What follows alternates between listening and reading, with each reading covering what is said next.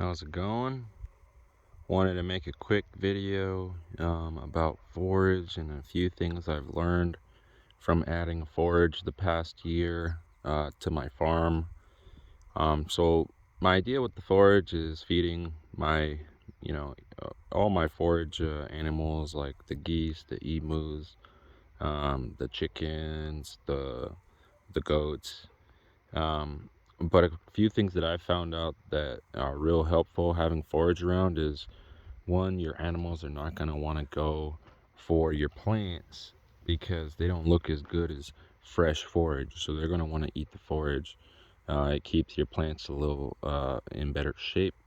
But then, two, in the summer, in the Mojave Desert, we have sometimes, if it rains a lot in spring, a ton of crickets, and I'm talking like a plague of crickets.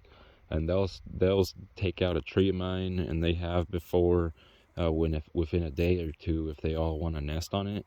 They don't really mess with the agaves, but they would eat a lot of my cacti.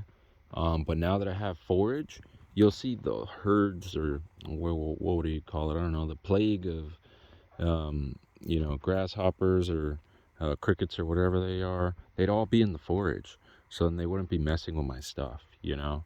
And then as well, I've caught on my game cam jackrabbits coming in, and my dogs handle them no problem. But sometimes they might, for a whole hour, be inside the farm without the dogs knowing because they're like asleep at night. And having the forage is great because they don't go after my plants anymore. So the jackrabbits and coyotes, if they do get in and the dogs haven't seen them yet, they'll go to the forage instead of eating all of my plants that are growing, like the agaves, cacti, and trees. So um, that's another thing.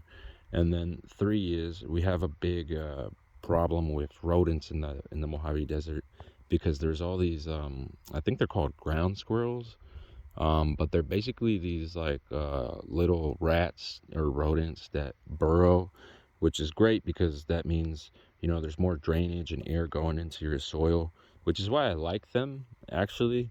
But then they eat your plants, right? So then, by having forage around, you get the good benefits of them digging tunnels and in drainage for your farm, and that allows all the rain to soak in much better into your soil. But then they're going to be eating the forage instead of your plants, so you get the benefits of them without the cons. And another thing that I've seen is you can't stack the forage too high. I try to aim for 4 to 6 inches, because then within a year it's usually down at 1 to 2 inches.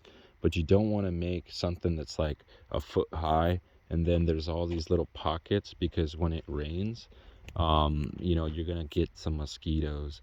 So in a couple piles that I had stacked really, really high, I spread them out more because I was getting a little bit of mosquito problems with the water kind of like being in between all those branches, like a little microclimate.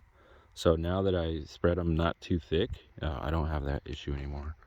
So that's a few things I've learned by putting a whole bunch of forage the last year and like 4 months on my farm. And all the animals have, or all the goats have been fed pretty much almost 100% off of forage. The emus, 50% of their feed is pretty much forage. The geese, 50%. The chickens, it's like 25%. So all the birds mostly eat grain, but then the goats, they're mostly on a forage diet.